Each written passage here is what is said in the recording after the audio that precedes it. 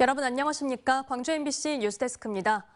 오늘은 눈이 계속 내리고 있지만 올겨울 전반적으로는 예년에 비해 눈도 적고 날씨도 비교적 따뜻하죠.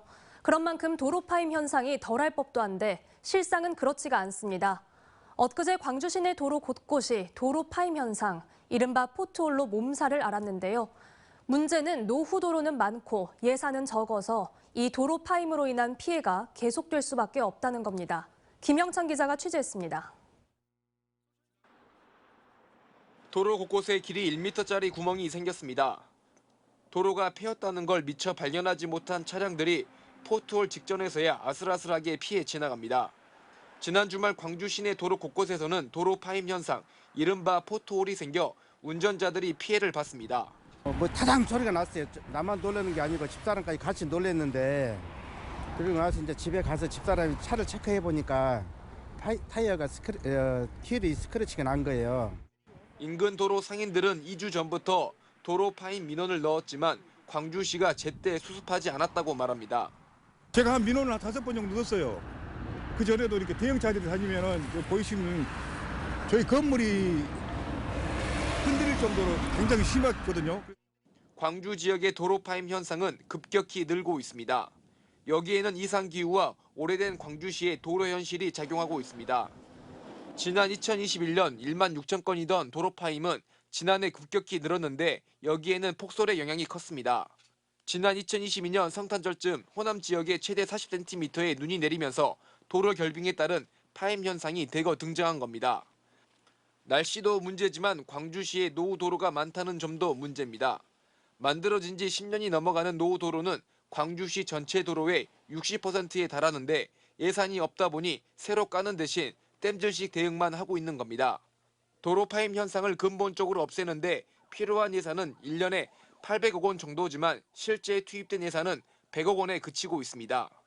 노후도로에서 발생하죠. 신규 포장도로 새로 고쳐놓은 데서 발생 안 합니다. 거의. 올겨울 들어 광주시에 접수된 도로 파임 신고는 1,200건입니다.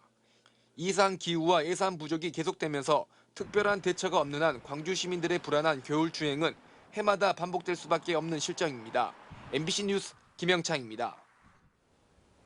기상특보가 발효된 전남 지역에 많은 눈과 함께 강한 바람이 몰아치고 있습니다. 서남의 백길도 끊긴 가운데 내일까지 서해안 지역을 중심으로 최대 20cm의 눈이 더 내릴 걸로 보입니다. 안준호 기자가 보도합니다. 도로 위로 눈보라가 휘몰아칩니다. 우산을 쓴 시민들은 강한 바람에 휘청입니다. 전남 서부권 곳곳에 대륙 고기압의 영향으로 강풍주의보와 대설주의보가 발효됐습니다. 대설주의보가 발효된 전남 서남부 지역에는 얼굴이 따가울 정도의 강한 눈보라가 불고 있습니다. 평년보다 5에서 10도가량 떨어진 영하 5도 안팎의 추위가 이어지면서 거리에 나선 시민들은 장갑과 마스크 등으로 중무장했습니다. 아침에 갑자기 이제 눈 오는 게 처음이어가지고 저도 좀 놀라긴 했는데 날씨도 많이 추워진 것 같고요. 갑자기 막 눈도 내리고 너무 추워서 감기 걸릴 것 같아요. 강풍과 높은 파도 속에 어선들은 조업을 포기했습니다. 왜 못 나가요? 지금 두이고 떨어져갖고 못 나가요. 그냥 어창 정리하는 거예요. 서남해를 오가는 백길도 끊겼습니다. 서해 남부 전해상에 풍랑특보가 발효되면서 선박들의 운항은 대부분 통제됐습니다. 25개 항로 32척이 운항 통제 중이며 24일까지 제주 항로를 제외한 모든 항로는 통제가 유지될 것으로 예상됩니다. 기상청은 24일 오전까지 많은 눈이 내리고 추위도 계속될 것으로 내다봤습니다. 예상 적설량은 광주 전남 서부에 5에서 15cm, 많은 곳 전남 서해안 20cm 내리겠습니다. 이번 추위는 26일 금요일부터 평년 수준을 회복하겠습니다. 또 다시 찾아온 기록적 한파. 급격한 기온 변화로 인한 건강 관리와 함께 교통안전과 시설물 등의 피해가 없도록 각별한 주의가 필요합니다. MBC 뉴스 안준호입니다. 문을 닫는 자영업자가 늘어나는 등 경제 불황이 이어지면서 기부 역시 줄어들고 있습니다. 일부 시민들이 실천하는 십시일반의 나눔이 사랑의 온도에 불을 지피고는 있지만 여전히 역부족이라고 합니다. 서일영 기자가 전해드립니다. 맞춤형 칼을 만들어 판매하는 목포의 한 공방. 문을 닫는 일요일마다 빵을 만드는 베이커리로 변신합니다. 손맛을 더해 노릇노릇 구운 빵을 기다리는 저소득층 학생들은 하루 10여 명. 주변 이웃들이 돌아가면서 참여하는 빵 나눔 릴레이는 벌써 8년째 이어져 오고 있습니다. 다음 세대의 어린이들께 보다 더 우리가 뜻깊은 나눔을 통해서 행복을 느낄 수 있다라고. 30여 년간 개인 택시를 몰아온 김금용 씨. 기부 방법을 몰라 고민하던 중 손님의 도움을 받아 10만 원을 사랑의 열매에 전달했습니다. 새벽 5시부터 종일 일해야 벌 수 있는 돈입니다. 계좌로 이체한다든가 그런 부분은 내가 할 줄을 모르니까 그래서 못하고 있었죠. 마음은 있었지만. 자신보다 더 어려운 이웃을 위해 저마다의 방식으로 나눔을 실천해온 시민들. 하지만 계속된 경제 불황 속에 나눔의 손길은 예전보다 줄고 있습니다. 경기 불황과 코로나19 늘어난 자영업자 폐업 등의 영향으로 기부문화 축소가 현실이 되고 있습니다. 실제 자영업자들이 가게 명의로 기부를 하는 착한 가게 기부는 작년 대비 약 61% 줄었고 직장인 기부와 학교 모금 역시 감소했습니다. 아동들의 그런 서비스 욕구를 저희들이 줄일 수는 없고 더 어떤 보면 더 키워줘야 될 제 시설 입장에서는 절실히 더 후원금이나 이런 부분들이 필요한. 이달 말까지 계속되는 사랑의 열매 희망 2024 나눔 캠페인. MBC 등 언론사 모금 창구 또는 ARS를 통해 기부에 동참할 수 있습니다. 나눔이라는 것은 사실 나 자신에게 행복을 주는 기쁨이라고 생각을 합니다. 어렵지만은 그 어두운 데서 고생하시는 분들 많이 계시니까 그쪽으로 눈 한번 돌렸으면 합니다. MBC 뉴스 서희령입니다.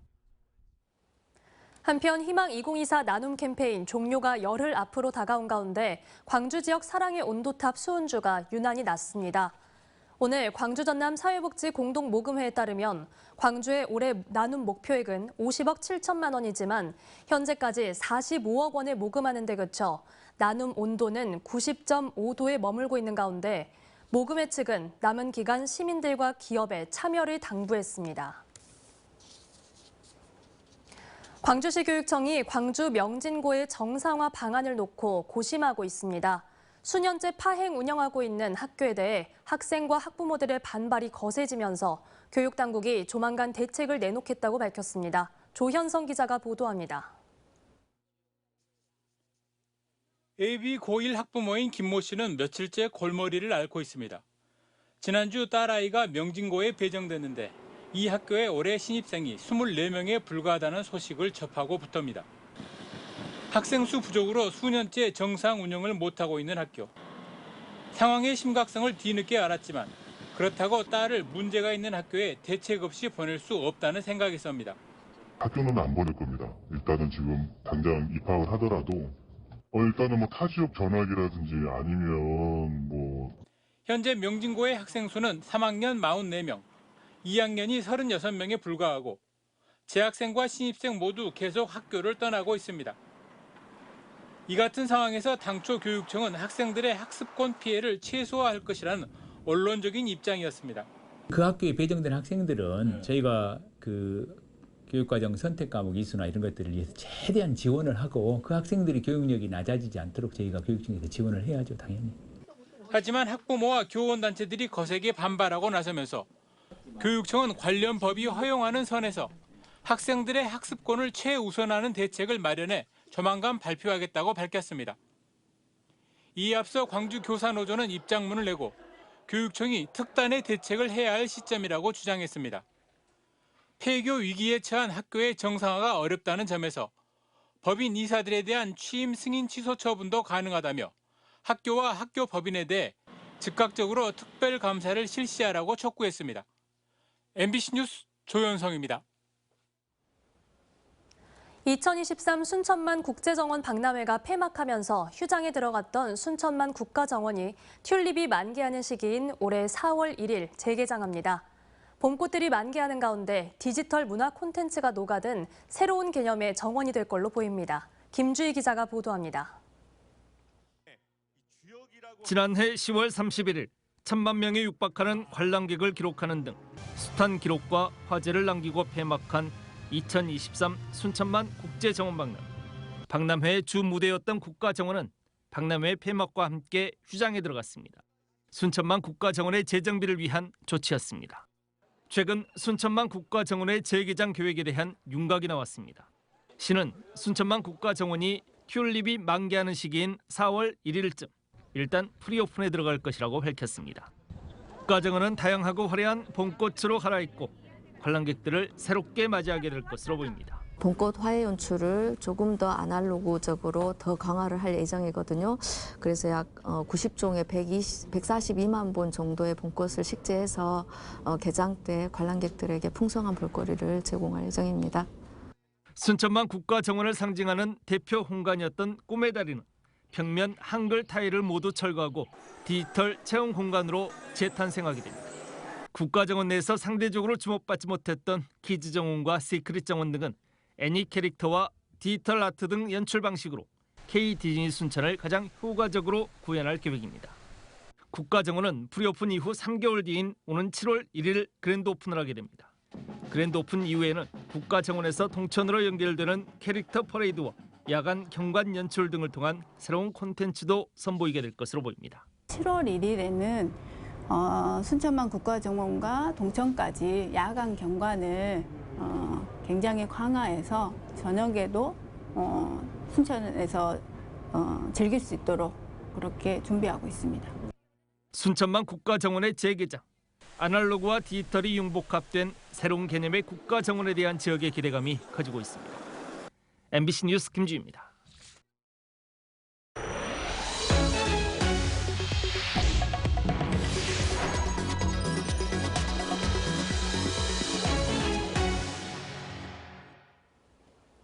검찰이 대유 위니아 광주공장과 서울 사무실 등을 압수수색했습니다.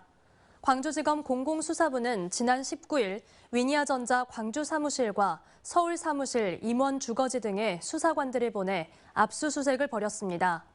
압수수색 혐의는 임금 체불과 관련한 것으로 전해졌습니다.